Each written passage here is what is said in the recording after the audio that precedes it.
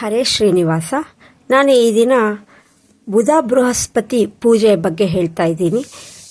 ಅದು ಅಲ್ಲದೆ ಈ ಬುಧ ಬೃಹಸ್ಪತಿ ಪೂಜೆನ ಶ್ರಾವಣ ಮಾಸದಲ್ಲಿ ಬರೋ ಬುಧವಾರ ಬುಧ ಬೃಹಸ್ಪತಿ ಪೂಜೆ ಮಾಡಬೇಕು. ಯಾಕಪ್ಪ ಈ ಪೂಜೆ ಮಾಡಬೇಕು ಅಂದರೆ, ಈ ಬುಧ ಬೃಹಸ್ಪತಿ ಪೂಜೆ ಮಾಡೋದ್ರಿಂದ ಮನೆಯಲ್ಲಿ ಶಾಂತಿ, ನೆಮ್ಮದಿ, ಮಕ್ಕಳಿಗೆ ಒಳ್ಳೆಯ ವಿದ್ಯೆ, ಬುದ್ಧಿ ನೆಲೆಸ್ತದೆ, ಸಂಪತ್ತು ಕೂಡ ನಮಗೆ ಒದಗ್ತದೆ. ಹಾಗಾಗಿ ನಾವು ಈ ಬುಧ ಬೃಹಸ್ಪತಿ ಪೂಜೆನ ಶ್ರಾವಣ ಮಾಸದಲ್ಲಿ ಎಷ್ಟು 4 ಬುಧವಾರ ಬರ್ಬೋದು, ಅಥವಾ ಒಂದೊಂದು ಸಾರಿ 5 ಬುಧವಾರ ಕೂಡ ಬರ್ಬೋದು. ಆ ಪೂಜೆ ಮಾಡೋದ್ರಿಂದ ನಮಗೆ ತುಂಬ ಒಳ್ಳೆಯದಾಗ್ತದೆ. ಹೇಗಪ್ಪ ಮಾಡೋದು ಈ ಪೂಜೆನ? ಬುಧ ಬೃಹಸ್ಪತಿ ಪೂಜೆನ ಫೋಟೋ ಆದರೂ ಸಿಕ್ಕತ್ತೆ, ಇಲ್ಲ ಅಂದರೆ ಬುಧ ಬೃಹಸ್ಪತಿನ ನಾವು ರಂಗೋಲಿಯಿಂದ ಬರೆದು ಅರಿಶಿನ ಕುಂಕುಮ ಹಾಕಿ ಇದನ್ನು ಪೂಜೆ ಮಾಡಬೇಕು. ಹೇಗಪ್ಪ ಪೂಜೆ ಮಾಡೋದು ಅಂದರೆ, ಆ ಬುಧ ಬೃಹಸ್ಪತಿ ಪೂಜೆನ ಫೋಟೋ ಮಾಡೋದಾದರೆ ಅದಕ್ಕೆ ಗೆಜ್ಜೆ ವಸ್ತ್ರ ಏರಿಸಿ, ಹೂವು ಏರಿಸಿ, ತುಪ್ಪದ ದೀಪ ಹಚ್ಚಿಟ್ಟು, ಅದೇ ನಾವು ರಂಗೋಲಿಯಿಂದ ಮಾಡೋದಾದರೆ ಅದಕ್ಕೆ ಗೆಜ್ಜೆ ವಸ್ತ್ರ, ಹೂವು, ಅರಿಶಿನ ಕುಂಕುಮ ನಾವು ಸಂಕಲ್ಪ ಮಾಡ್ಕೋಬೇಕು.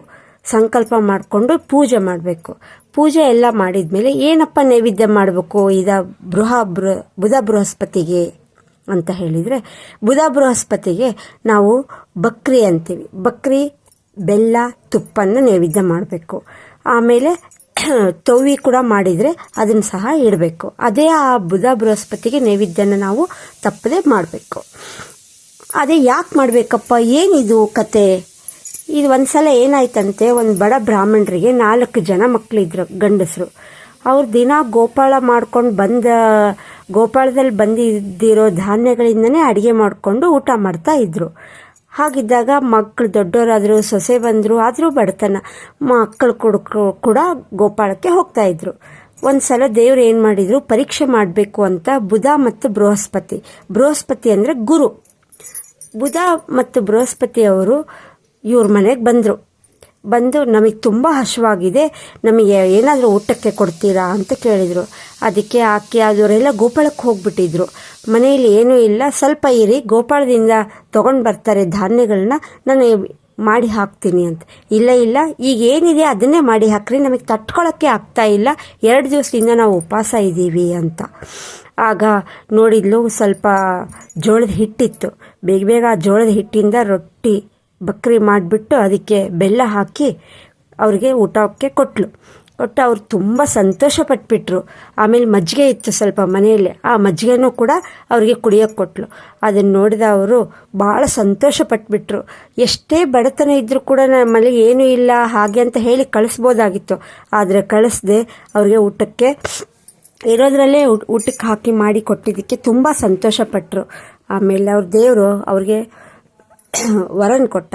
ಯಾರು ಈ ಬುಧ ಬೃಹಸ್ಪತಿ ಪೂಜೆ ಮಾಡ್ತಾರೋ ಅವರಿಗೆ ನೆಮ್ಮದಿ, ಶಾಂತಿ, ಮಕ್ಕಳಿಗೆ ವಿದ್ಯೆ, ಬುದ್ಧಿ ಎಲ್ಲನೂ ಕೊಡ್ತಾನೆ. ಅವರು ದಿನದಿನಕ್ಕೂ ಮೇಲೆ ಬರ್ತಾ ಬಂದರು, ಮನೆ ಕಟ್ಟಿಸಿದ್ರು, ಯಾವುದಕ್ಕೆ ಕೊರತೆನೇ ಆಗಲೇ ಇಲ್ಲ, ಆ ಥರ ಮೇಲೆ ಬಂದರು. ಸೊ ಅದಕ್ಕಾಗಿ ಈ ಬುಧ ಬೃಹಸ್ಪತಿ ಪೂಜೆ ಮಾಡೋದ್ರಿಂದ ತುಂಬಾ ಒಳ್ಳೆಯದಾಗ್ತದೆ. ಬುಧವಾರ ಪೂಜೆ ಆದಮೇಲೆ ಮತ್ತೆ ಮರುದಿವಸ ಗುರುವಾರ ಸಹ ಪೂಜೆ ಮಾಡಬೇಕು. ಆದರೆ ಅದೇ ಸುಮ್ಮನೆ ಪೂಜೆ ಮಾಡಬೇಕು, ಇದಕ್ಕೆ ನೈವೇದ್ಯ ಅಂತೇನಿಲ್ಲ. ಗುರುವಾರ ಪೂಜೆ ಮಾಡಬೇಕು, ಏನಾದರೂ ಪುಟಾಣಿ ಸಕ್ಕರೆ ಆ ಥರ ನೈವೇದ್ಯ ಇಡಬೇಕು. ಇದನ್ನು ಮಾಡೋದ್ರಿಂದ ತುಂಬಾ ಒಳ್ಳೆಯದಾಗ್ತದೆ. ಮತ್ತು ಇದಕ್ಕೆ ತುಪ್ಪದ ದೀಪ ಹಚ್ಚಿಡಬೇಕು. ನಿಮಗೆ ಒಂದು ವೇಳೆ ರಂಗೋಲಿ ಬರೆಯೋಕ್ಕಾಗಲ್ಲಪ್ಪ ಅಂದರೆ, ಈ ರಾಯರ ಮಠದಲ್ಲಿ ಅಲ್ಲಿ ನಮಗೆ ಬುಧ ಬೃಹಸ್ಪತಿ ಫೋಟೋ ಕೊಡಿ ಅಂತ ಕೇಳಿದರೂ ಕೂಡ ಸಿಕ್ಕುತ್ತೆ ನಮಗೆ. ಸೊ ಇದನ್ನು ಮಾಡೋದ್ರಿಂದ ತುಂಬಾ ಒಳ್ಳೆಯದಾಗ್ತದೆ. ಇದು ನಿಮಗೆಲ್ಲ ಒಳ್ಳೆಯದಾಗ್ತದೆ ಅನ್ನೋ ಒಂದು ಉದ್ದೇಶದಿಂದ ನಾನು ಇದನ್ನು ಹೇಳ್ತಾ ಇದ್ದೀನಿ. ಹರೇ ಶ್ರೀನಿವಾಸ.